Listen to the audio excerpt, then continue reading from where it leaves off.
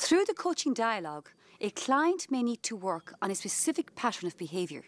The ACE First model provides a framework for coping with this complex array of information. The mnemonic ACE stands for action, cognition, emotion, and first, focus, intent, result, system, and tension. Hi, Tom. It's great to see you again. How have you been? I'm good, thanks. And how's the work going for you? All the wonderful plans and the actions? Given a lot of thought what we went through in our first session and made some changes as regards the addressing the health and fitness in my life, or the lack of it. Particularly of interest to me at the moment now is my smoking habit.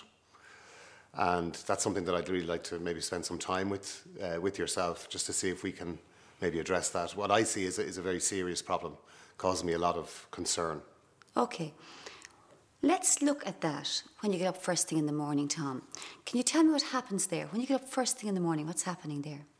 First action I take after waking up is up into the kitchen, put on the kettle, have a cigarette while the kettle's boiling, and then have another cigarette while I have the first cup of tea. That is my first action in the morning, every morning. Okay, so the first action is, as far as cigarettes are concerned, the kettle's boiling, first cigarette, then cup of tea, second cigarette. Yeah. Every morning. Yeah. First thing in my mouth is a cigarette. Okay, and tell me what your beliefs are around that. What are you thinking around that cigarette, or the two cigarettes? Well, it's something that I have to have. I mean, to have no cigarettes during the I suppose, monotony of getting ready, just would not appeal to me at all. In fact, if I ran out of cigarettes the night before, I'd go down to the shop to get them. If I woke up and realised I had no cigarettes, I'd probably go down to the shops, get cigarettes, then come home and then start to get ready. So part of your belief around that cigarette is it makes you a happier person? Absolutely. The most important one of the day. How do you feel about that cigarette, that stage? Well, I suppose to a degree it's kind of a companion in the sense that every morning we all have our own morning routine. And I suppose I'm mid-30s now and, it's just so monotonous, it's boring. And I suppose the cigarette breaks up the monotony of it. And what are you focusing on, Tom, through all of this? Well, my focus really would be just getting ready and getting out of the house by a certain time and getting to work. That is my focus. But it's by the time I get to work, I've probably had about maybe 5 to 7 cigarettes. That has my body stocked up, as I'd put it, with nicotine. And that kind of helps me concentrate at work until I have an opportunity then to go out and have a morning cigarette, let's say at around 11, half 11. So your focus is on getting ready. That's the focus. That's my primary focus in the mornings, yeah. And your intention is what through all of this process? The intention? Well, I suppose it's easier for me getting ready with cigarettes than not. So, I mean, the cigarettes, the intention is that I want to make my morning routine as easy as possible for me to get through, as little stress as possible. And by smoking during it, I feel less stressed and I feel happier about it. And what result do you get in this particular part of your life? What result is there for you?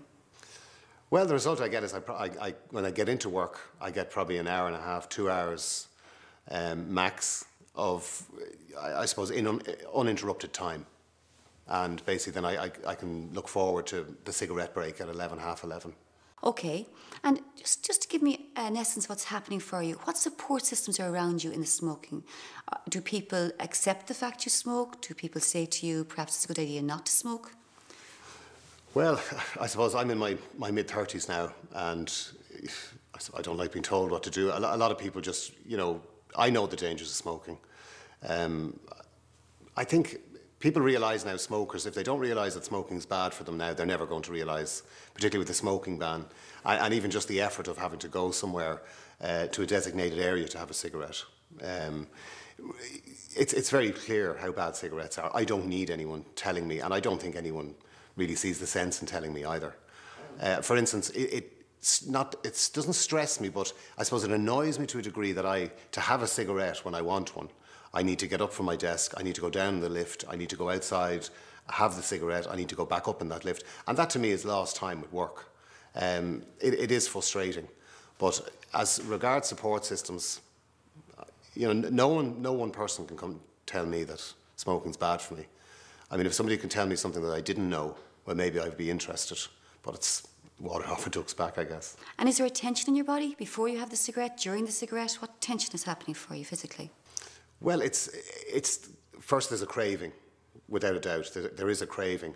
But there's also a tension that I don't look forward to the monotony of the getting ready routine. And the cigarettes, to some degree, breaks that monotony. Okay.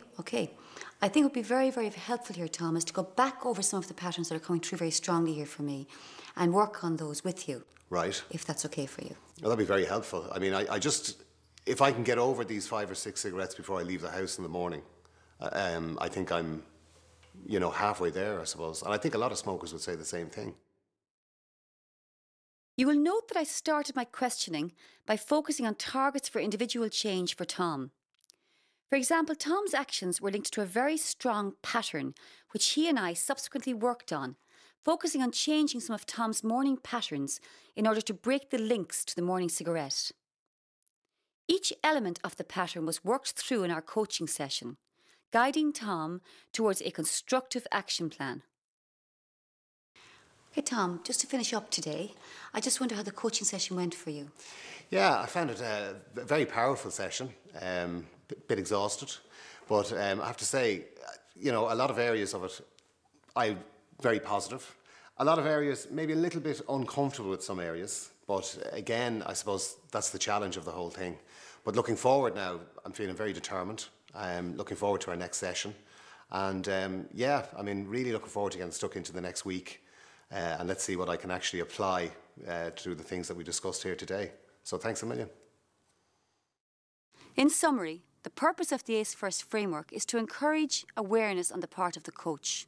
The model provides a set of mental pigeonholes for organising information in the coaching session.